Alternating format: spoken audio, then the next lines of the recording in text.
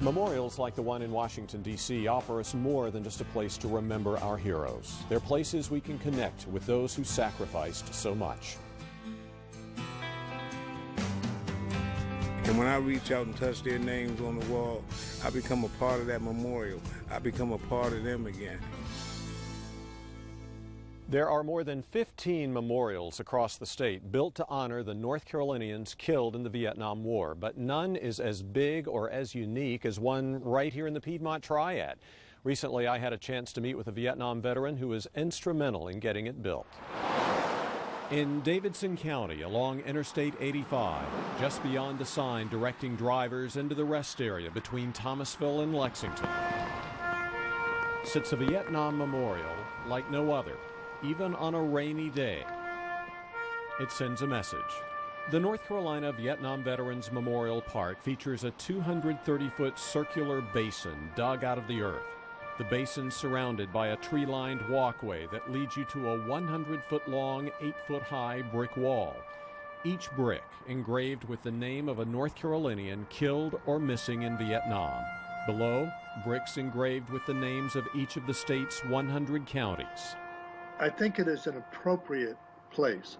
There were a whole lot of people on that wall whose names I knew. On the plaque at the park's entrance are the names of the state Vietnam Veterans Leadership Program. Among those names, David Tannis. He now lives more than 300 miles away on the North Carolina Outer Banks. I recently spoke with him via Skype. These people had to be honored and remembered. In March of 1970, Tannis left his wife and 2 young children to head to Vietnam when his Army Special Forces group based at Fort Bragg was deployed. 3 months later, those soldiers came under heavy fire. And the 3rd mortar round landed right next to my right foot, blew me up in the air about 30 feet according to my medic, and traumatically amputated my right leg and mangled my left leg. Were you immediately knocked unconscious at that point? No, I never lost consciousness. I just remember my medic getting to me, looking at me and swearing, and then tying off my stumps and, preventing me from losing any more blood. So he saved your life? I would think so, yes, there's no doubt. Tannis would be awarded several medals, including the prestigious Purple Heart. Confined to a wheelchair, he came home, finished college, got a law degree from Wake Forest, and would retire in 1984 as a Forsyth County District Court judge. That same year, he met with President Reagan at the White House, and as chairman of the North Carolina Vietnam Veterans Leadership Program, Tannis talked with chairmen from other states about what each could do to honor vets back home.